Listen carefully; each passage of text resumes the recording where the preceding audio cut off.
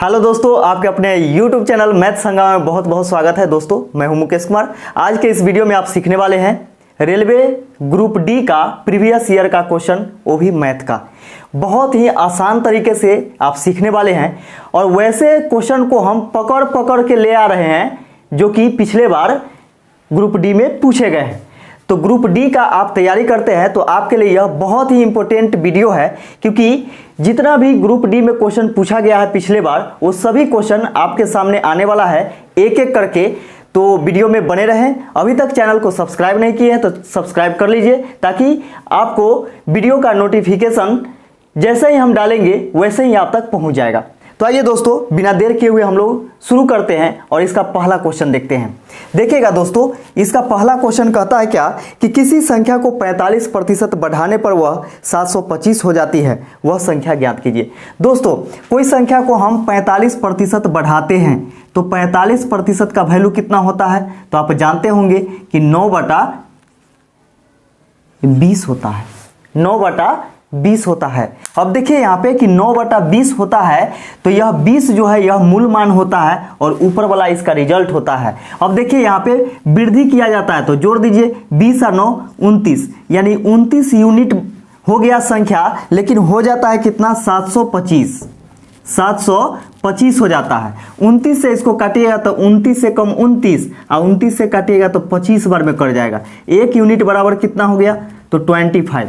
1 unit का value 25 हो गया। हम लोगों से पूछा गया है कि वह संख्या ज्ञात कीजिए, यानी मूल संख्या ज्ञात कीजिए। मूल संख्या कितना है, 20 यूनिट है। 1 यूनिट का वैल्यू 25, तो 20 यूनिट का वैल्यू कितना हो जाएगा, 20 × 25 यानी 500 रुपये।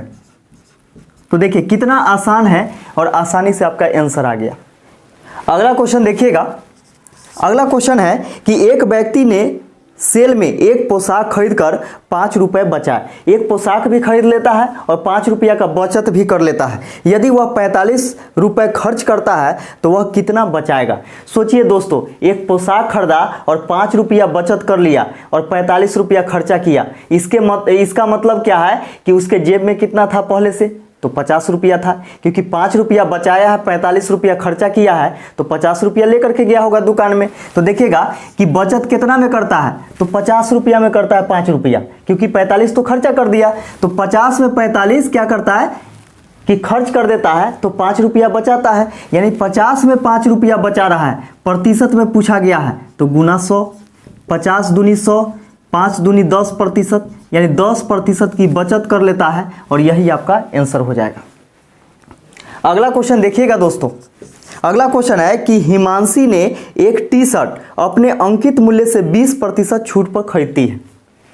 देखिए उसका अंकित मूल्य जितना है ना, मार्केट प्राइस, उसे 20% छूट पर खरीदती है, परंतु इसे अंकित मूल्य पर बेच दिया। पूरे लेन देन में लाभ या हानि प्रतिशत ज्ञात कीजिए। अब यहाँ पे देखिए कि मार्केट प्राइस हम क्या करते हैं कि 100% मान लेते हैं, यानी 100 रुपीज है ना। तो यह क्या करती है कि अंकित मूल्य से 20% छूट पर खरीदती है। तो सोचिए कि अंकित मूल्य 100 रुपया है, 20% छूट पर खरीदेगी, यानी इसका जो कॉस्ट प्राइस होगा कितना होगा, तो 80 रुपया होगा। 80 रुपया होगा। अब सोचिए बोला जा रहा है क्या कि परंतु उसे अंकित मूल्य पर ही बेच दिया जाता है, तो उसका पूरे लेन देन में लाभ प्रतिशत या हानि प्रतिशत क्या होगा। अब समझिए यहाँ पे 80 रुपया में खरीदी, लेकिन बेच दी फिर 100 रुपया में, यानी अंकित मूल्य पर बेच देती है। तो सोचिए कि 80 रुपया में खरीदी और 100 रुपया में बेच दी, इसका मतलब 20 रुपया लाभ हुआ। कितना में, तो 80 रुपया में। 80 रुपया में 20 रुपया का लाभ होता है, और गुना 100, क्योंकि हम लोगों को प्रॉफिट प्रतिशत निकालना है। और यहाँ पे देखिए प्रॉफिट ही हो रहा है, यानी लाभ हो रहा है। 20 से काटेंगे 20 चौके 80, 4 से काटेंगे 25 चौके 100, यानी 25% का उसको लाभ मिलेगा। कब, जब अंकित मूल्य पर बेच देगा तब। अगला क्वेश्चन देखिएगा दोस्तों। अगला क्वेश्चन है कि अमन, अशोक और आलोक, पहले नाम लिख लेते हैं, अमन,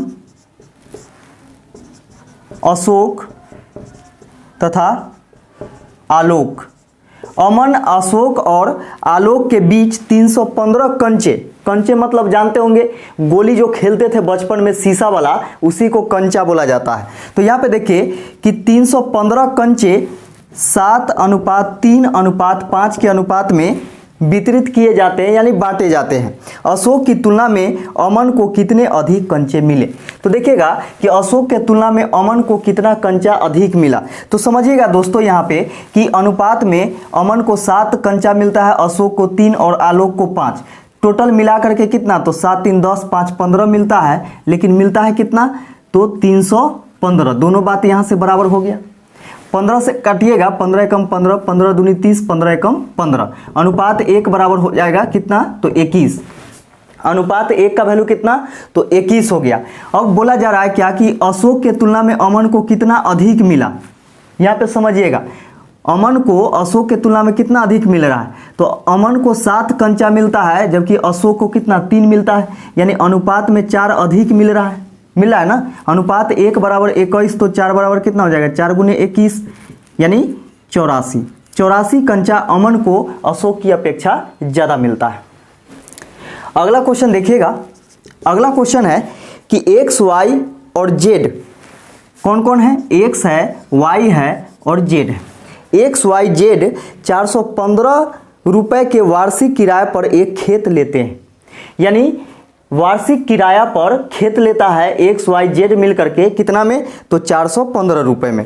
यदि एक्स उस खेत में 25 गायों को 6 महीने, वाई 40 गायों को 8 महीने और जेड 30 गायों को पूरे वर्ष घास चराते हैं, तो दिए गए किराए में वाई का हिस्सा कितना होगा? दोस्तों देखिएगा, यह आपका पार्टनरशिप यानी साझेदारी का क्वेश्चन है।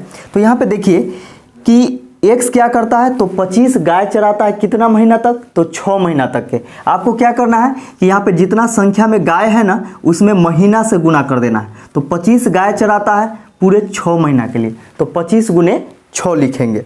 इसका देखिएगा कि वाई 40 गायों को 8 महीना के लिए, यानी 40 गाय 8 महीना के लिए 8 से गुना कर दीजिए। इसका देखिएगा कि जेड 30 गाय को पूरे 1 वर्ष के लिए चराते हैं, यानी पूरे वर्ष के लिए चराते हैं। ठीक है, तो यहाँ पे देखिए कितना गाय है? तो 30 गाय को पूरे वर्ष के लिए यानी पूरे 12 महीने के लिए यह चराते हैं। तो पूछा जा रहा है क्या कि दिए गए किराए में वाई का हिस्सा कितना होगा, यानी 415 रुपया में वाई को कितना देना होगा। तो ऐसा क्वेश्चन जब भी आए तो यहाँ पे देखिए इस प्रकार लिखना है हमको, और यहाँ पे रेशियो आपको यूज करना है। ठीक है, तो रेशियो यूज कीजिएगा। तो यहाँ पे देखिए कटने वाला उसको काटिए, तो 50 25, 5 8 40, 5 6 30, 5 से सब कट रहा है। इसका देखिएगा 2 से 2 तिहाई 6, 2 चौके 8, 2 तिहाई 6, गुना कीजिए 5 तिहाई 15 अनुपात 8 चौके 32 अनुपात 12 तिहाई 36। अब दोस्तों यहाँ पे देखिएगा कि एक्स को 15 रुपया देना पड़ता है अनुपात में, क्योंकि यह जो अनुपात आएगा ना, तो जिस रेशियो में आएगा उसी रेशियो में क्या होता है कि जो उसका बंटवारा होता है, यानी पैसा का बंटवारा होगा। ठीक है, तो यहाँ पे देखिए एक्स को 15 रुपया, वाई को 32 रुपया और जेड को 36 रुपया देना पड़ता है। तो सोचिए कि तीनों मिल करके कितना देगा अनुपात में? तो 6 और 2 8, 8 5 13 के 3, 3 और 3 6, 1 7 1 8, 83 रुपया। अनुपात में 83 रुपया देना होता है, लेकिन देता कितना है? तो 415 रुपये देता है, 415 रुपये। देखिएगा कि यह 5 बार में कट जाएगा। अनुपात 1 बराबर कितना हो जाएगा? तो 5। अनुपात 1 का वैल्यू 5 हो गया। हम लोगों से पूछा है किसका? तो y का हिस्सा कितना होगा। देखिएगा दोस्तों, y का हिस्सा कितना होगा? तो अनुपात 1 बराबर 5, तो 32 बराबर हो जाएगा 32 गुने 5, यानी 5 दूनी 10 के 0, 5 के 15, 116, यानी 160 रुपया y को देना पड़ेगा, और यह इसका आंसर हो जाएगा। अगला क्वेश्चन देखिएगा। अगला क्वेश्चन है कि ए बी से 4 गुना अधिक तेजी से काम करता है। ए जो है बी से 4 गुना अधिक तेजी से काम करता है। इसका मतलब बी जब तक ये 1 काम करेगा तब तक ए कितना काम कर देगा? इससे 4 गुना यानी 4 काम कर देगा। इसका मतलब क्या है कि दोनों का क्षमता है, यानी एफिशिएंसी का अनुपात यहाँ पे ये दोनों का है, यानी क्षमता का अनुपात। इसलिए वह एक काम को बी की तुलना में 60 दिन पहले पूरा कर सकता है। अब यहाँ पे समझिएगा कि ए की तुलना में यानी बी की तुलना में क्या करता है कि 60 दिन पहले पूरा कर लेता है, यानी कम समय में पूरा करता है। तो आप जानते होंगे कि क्षमता का उल्टा क्या होता है? तो समय होता है, यानी समय जो होता है ना, कार्य क्षमता का उल्टा होता है। तो इसको उलट दीजिए, 1 अनुपात 4 हो जाएगा। ठीक है। अब यहाँ पे देखिएगा कि ए क्या करता है कि ज़्यादा क्षमता वाला है इसलिए जल्दी काम पूरा कर लेता है, यानी बी की अपेक्षा 60 दिन कम समय में पूरा करता है। लेकिन यहाँ पे देखिए अनुपात में कितना कम समय में पूरा करता है, तो दोनों के बीच में अंतर यानी 4 और 1 के बीच में 3 का अंतर है।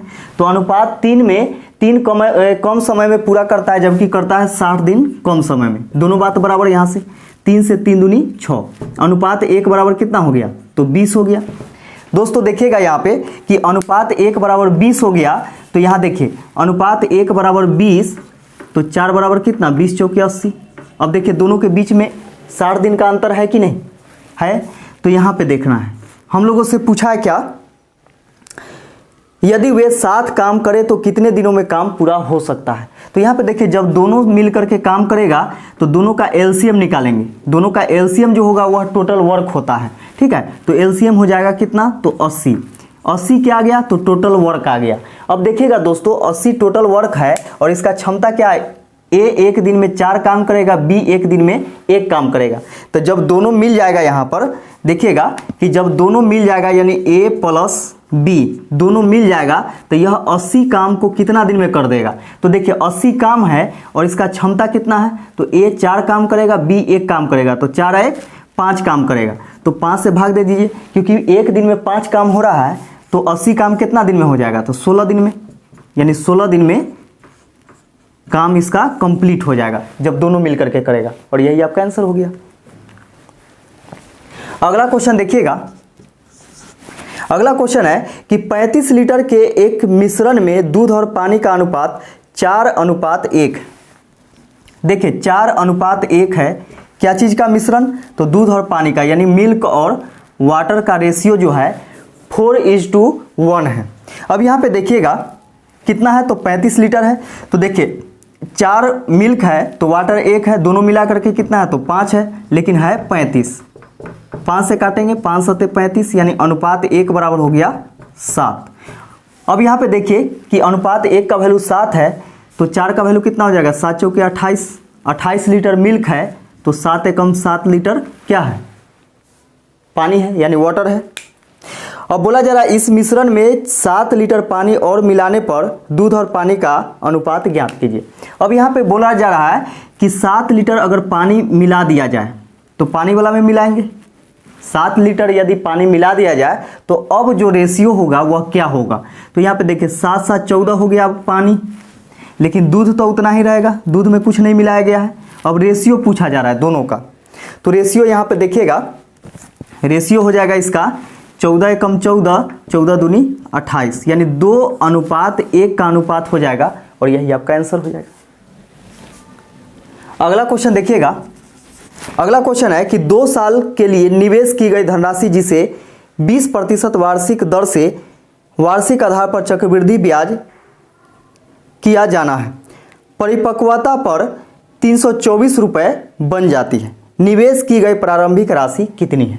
अब यहाँ पे समझिएगा कि 20% इसका क्या है, रेट है। 20% बराबर आप जानते होंगे कि 1/5 होता है। समझिए कि 5 रुपया इसका मूलधन है और 1 रुपया क्या आ रहा है, तो ब्याज आ रहा है। इसका मतलब मिश्र धन कितना हो गया, मिश्र धन हो गया, देखिएगा 5 और 1 6, मिश्र धन कितना हो गया, तो 6 हो गया, कितना में, तो 5 में, यानी 5 रुपया इसका मूलधन है और मिश्र धन मिला करके यानी ब्याज मिला करके कितना हो गया, तो 6 रुपया हो गया। और 2 वर्ष का बात बोल रहा है तो स्क्वायर कर दीजिए, 3 वर्ष का बोलेगा तो क्यूब कर देना है, ठीक है। तो देखिए 6 का स्क्वायर 36 हो जाएगा और 5 के स्क्वायर कितना हो जाएगा, तो 25 हो जाएगा। अब यहाँ पे देखिए कि हो जाता है कितना, तो 36 यूनिट। यहाँ पे ध्यान से समझिएगा कि हो जाता है कितना, तो हो जाता है 324 रुपये, ठीक है, यानी 324 रुपये हो जाता है, लेकिन हो जाता है 36 यूनिट। 36 यूनिट बराबर 324, ठीक है। अब इसको काटिएगा ना, इसको काटिएगा तो 9 बार में कट जाएगा, यानी 1 यूनिट बराबर 9 हो जाएगा, ठीक है। 1 यूनिट बराबर 9 हो जाएगा। हम लोगों से पूछा है क्या कीजिए, इसका मूल राशि क्या है, यानी 25 यूनिट का वैल्यू पूछा है। तो 1 यूनिट बराबर 9, तो 25 यूनिट बराबर कितना हो जाएगा, 25 गुने 9, 25 में 9 से गुना कीजिएगा तो 225 हो जाएगा और यही इसका मूल राशि हो जाएगा और यही इसका आंसर होगी। अगला क्वेश्चन देखिएगा। अगला क्वेश्चन है कि 10 वर्ष पूर्व एक माँ की आयु अपने पुत्र की आयु की 3 गुनी थी। कब थी? तो 10 वर्ष पहले। 10 वर्ष पहले एक माँ के, यानी एम से माँ है ना, एम से मॉम, एम से माँ है ना, और एस से सन यानी बेटा। तो यहाँ पे देखिएगा कि मॉम का आयु जो था कब? 10 वर्ष पूर्व, यानी 10 वर्ष पहले। पहले बोला इसलिए माइनस लिखे हैं। तो 10 वर्ष पहले एक माँ की आयु उसके पुत्र की आयु की 3 गुनी थी। उसके पुत्र की आयु की 3 गुनी थी, यानी पुत्र यदि 1 वर्ष का रहा होगा तो माँ 3 का रही होगी, है ना। 10 वर्ष बाद माँ की आयु पुत्र की आयु की 2 गुनी होगी। देखिएगा यहाँ पे कि 10 वर्ष बाद, तो देखिए 10 वर्ष बाद बोलेगा ना, बाद बोलेगा तो प्लस में लिखेंगे, पहले बोलेगा तो माइनस में। देखिए 10 वर्ष बाद माँ की आयु पुत्र की आयु की 2 गुनी थी, 2 गुनी कर दीजिए, तो उनकी वर्तमान आयु का अनुपात कितना होगा? देखिएगा दोस्तों, वर्तमान आयु का अनुपात आपको निकालना है। तो वर्तमान आयु का अनुपात कैसे निकालिएगा? तो दोनों के बीच में जो अंतर है बराबर है क्या? नहीं होगा बराबर। 3 में से 2 घटाएगा तो 1, 1 में से 1 घटाएगा तो 0, यानी बराबर नहीं आ रहा है। तो अंतर बराबर करना है आपको, और करना ही पड़ेगा, ठीक है। तो अंतर बराबर करने के लिए क्या करेंगे कि 3 और 1 का अंतर देखेंगे तो 2 का अंतर है, 2 और 1 का अंतर देखेंगे तो 1 का अंतर है। नीचे दोनों के अंतर से ऊपर दोनों में गुना, और ऊपर दोनों के अंतर से नीचे दोनों में गुना किया जाता है।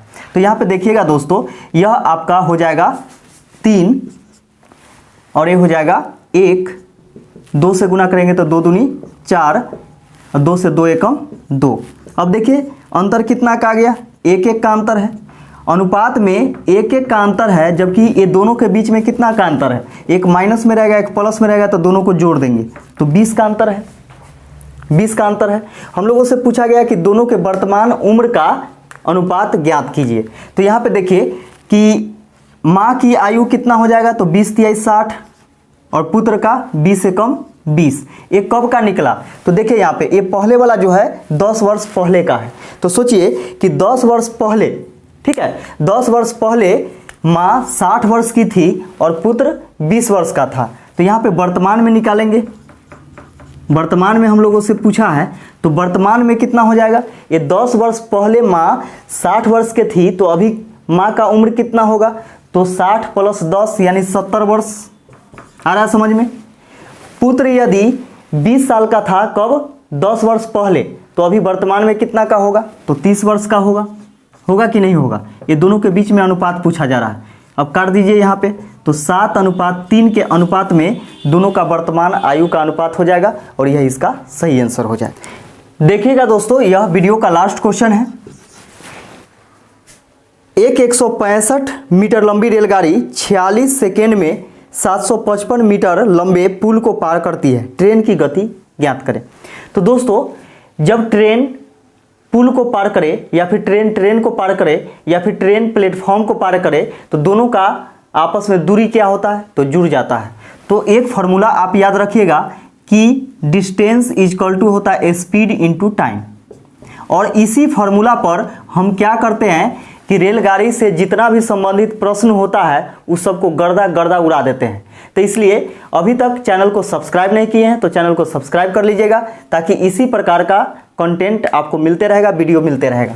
तो दोस्तों यहाँ पे देखिएगा, डी से डिस्टेंस यानी दूरी बराबर 4 गुने समय आप जानबे करते हैं, है ना। तो यहाँ पे दूरी में क्या करना है कि दोनों का जो लंबाई है वह जोड़ देंगे। तो देखिए ट्रेन की लंबाई है 165 मीटर, तो इसको जोड़ दीजिए। इसके बाद पुल की लंबाई है 755, इसको भी जोड़ देंगे, बराबर स्पीड हम लोग को निकालना है। स्पीड निकालना है। स्पीड में आपको क्या करना है? 5/18 से गुना करना है, ऑलवेज यानी हमेशा। इसके बाद क्या करना है? गुना समय, यानी टाइम दिया हुआ है 46 सेकेंड, ठीक है। और देखिए यहां से काट करके जो आंसर आएगा वह आपका स्पीड निकल जाएगा। तो सबसे पहले यहाँ पे देखते हैं जोड़ करके, 5 5 10 के 0, 6 5 11 के 12 के 2, 7 1 8 1 9, 920 बराबर स्पीड गुने 5/18 गुने 46। 46 से काटिएगा, ये 46 होगा, 46 से काटिएगा तो 46 दूनी 92, 20 बार में। 5 से काटेंगे, 5 चौके 20, 18 उधर भाग में इधर जाएगा तो गुना में, है ना। 18 चौके 72, यानी स्पीड जो आ गया 72 किलोमीटर पर आवर आ गया, यानी 72 किलोमीटर प्रति घंटा। तो यह वीडियो कैसा लगा कमेंट करके हमें जरूर बताइएगा। और जितना भी रेलवे का पिछले बार क्वेश्चन पूछा गया था ग्रुप डी का, सिर्फ ग्रुप डी का ही क्वेश्चन हम लेकर के आ रहे हैं और आपको मज़ा आ जाएगा। तो दोस्तों वीडियो देखने के लिए आप सभी को बहुत बहुत धन्यवाद।